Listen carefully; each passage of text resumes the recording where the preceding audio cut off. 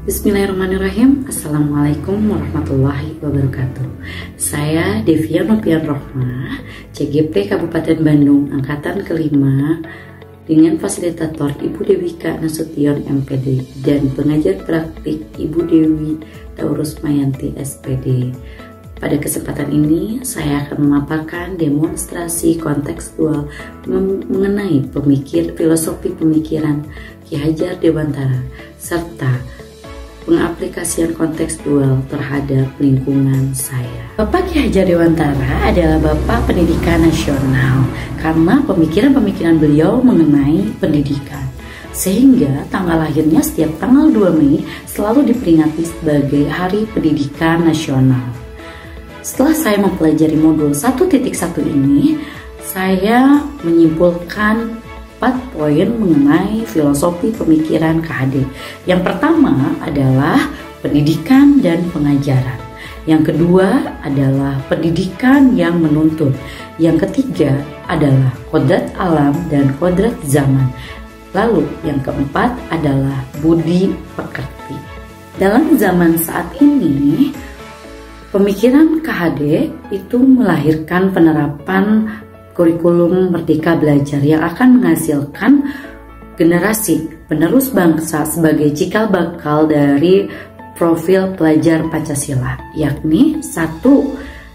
Beriman dan bertakwa kepada Tuhan Yang Maha Esa serta berakhlak mulia. Yang kedua adalah mandiri.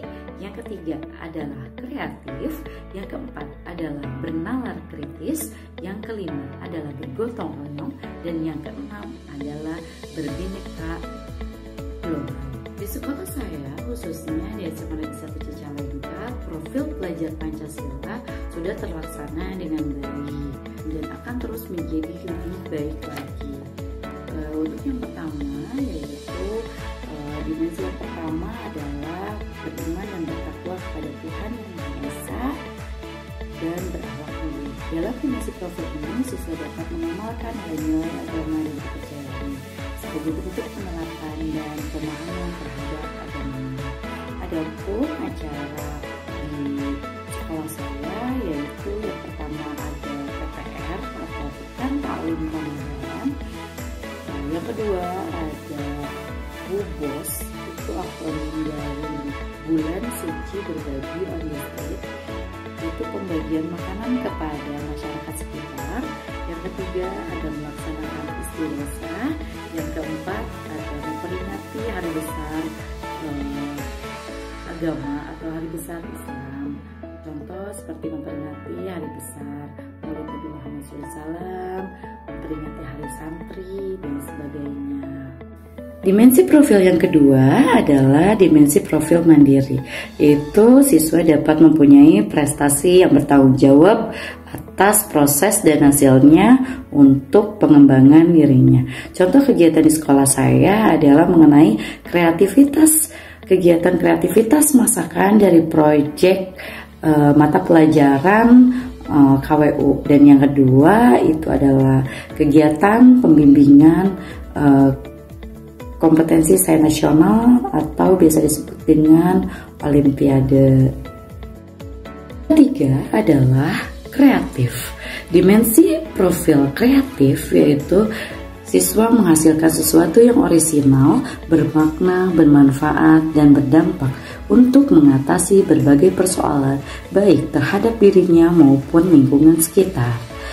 Contoh di sekolah saya yaitu mengadakan bakti sosial terhadap jika ada bencana yang terjadi di sekitar lingkungan masyarakat.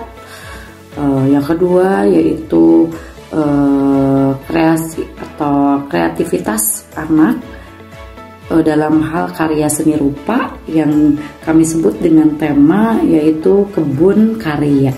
Jadi itu di sana ada kebun di belakang sekolah, mereka menjadikan kebun tersebut untuk memasang karya-karya seni mereka selama pembelajaran. Dimensi profil selanjutnya adalah bernalar kritis, yaitu siswa mampu menggunakan kemampuan nalar dirinya untuk memproses informasi, mengevaluasi, hingga menghasilkan keputusan yang tepat untuk mengatasi berbagai persoalan yang dihadapi. Contoh penerapan di sekolah kami adalah pada saat pemilihan ketua OSIS.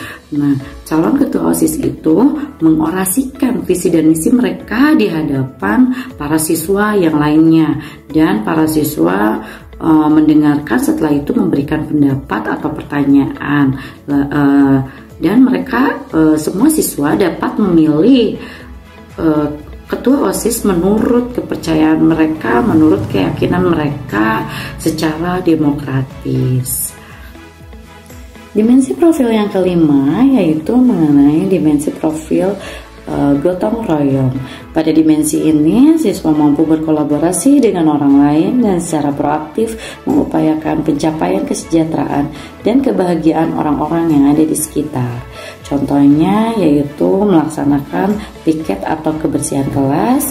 Yang kedua itu membantu orang yang sakit, misal saat upacara kalau ada orang yang pingsan dibantu oleh siswa lain yang bertugas untuk menjaga upacara saat itu.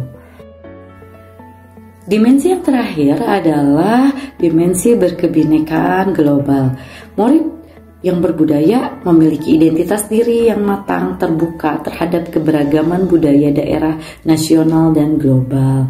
Contoh aplikasi kontekstual di sekolah saya yaitu melaksanakan upacara bendera setiap hari Senin atau setiap hari peringatan pendidikan. Lalu yang kedua melaksanakan pembiasaan senyum, sapa, salam terhadap guru dan terhadap warga sekolah.